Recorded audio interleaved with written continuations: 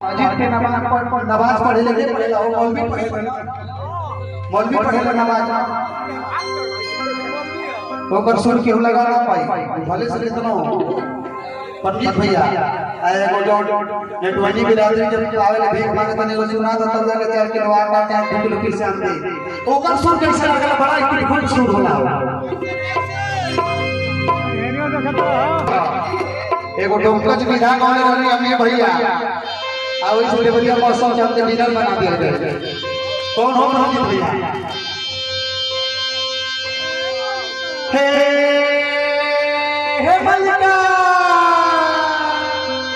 अरे केने मानी जी का धनी पियर पियर धोती नहीं 5 रुपया का 10 रुपया दे दिया और पता वही आहा का भाव रहला होगा लोग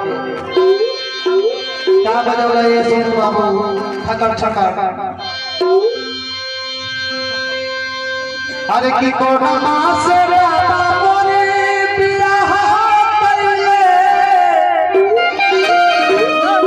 अरे कोना मास पिता कइले हो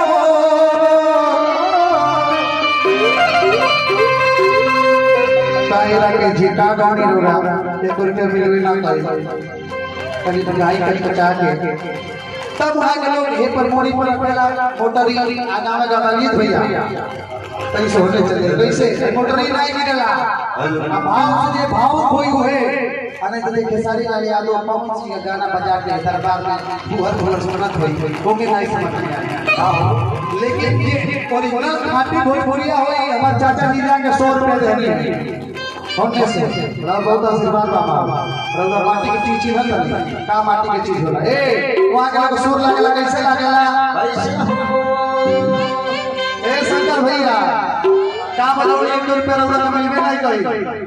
हम चाहत नहीं कि भैया बैठल में 100 रुपया लागे ओ आर्गन वाला भैया के तनी दे दी हां नहीं होगी नहीं भाई हमसे लेके 100 टका लगे पेटीएम कर दे हाँ नहीं ठीक है तो मैं 100 रुपया उनको दे दे रहा कोई बात नहीं हाय हाय जल्दी बोला इन्हीं लोग से हम लेकिन फूल लगला कैसे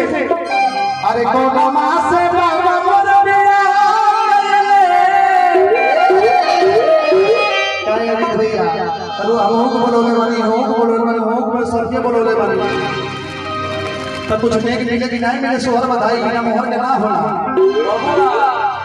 मिली गावा अरे की कोना मास से बाबा मोर बिया अरे कोना मास से पिता कइले हो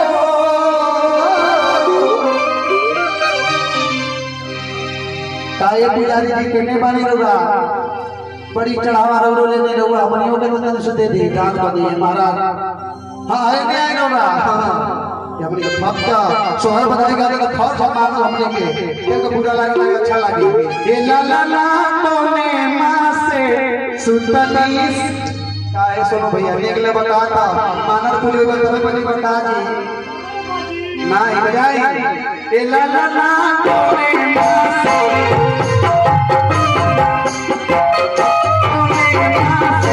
सुतनीस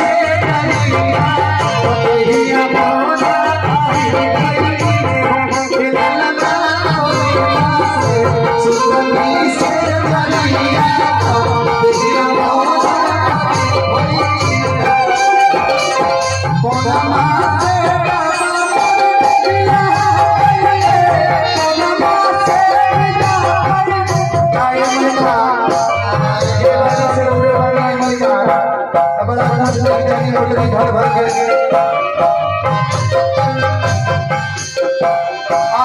भगवान के जन्म के सोहर का वाला है कोना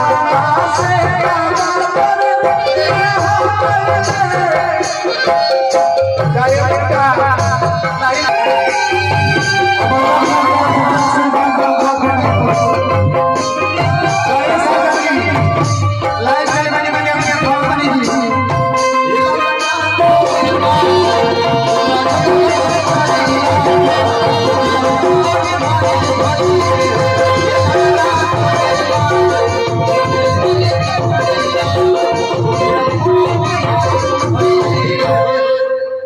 अच्छा लगे तो जोरा एक बार ताली बजा देने वाला और पुजारी जी की तरफ से 101 रुपया 1 लाख के बराबर वाले पर पुजारी जी खाली जोरदार ताली बजा देंगे। तब औरत लोग गावे जी लोग कि रहरी के ताली ना हवलावनिया अरे भात देखी जमी जमी तो अरे भात देखी हुई अरे रहरी के ताली ना अरे भात देखी हम कहे ए भैया कमजोर स्टील बाडी वाली कोई मारे करे ना कहला त कैसे मान लो कहला कि अपना वाला बुवन बनते तो खूब लगते होते तो चुरुनी ऊपर लेती हो ला ला ला ला अरे खूब लगती होती अरे भर डाली लेती हो जब लड़का बोला तो छोटा से लाइक अरे सुनी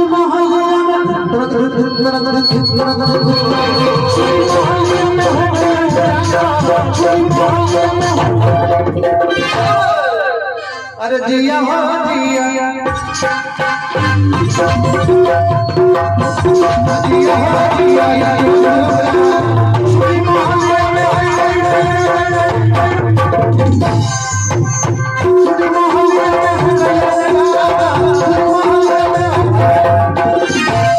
और भजन के लास्ट वापस वोल्टेज सही यादों का वोल्टेज कम वोल्टेज हाँ इसके बाद बस स्वर बधाई गाने के लिए हमारे अनुराधा जी बस नहीं 2 मिनट अरे सुने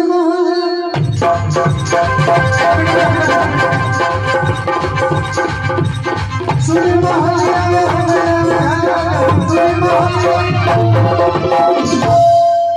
दिया हो दिया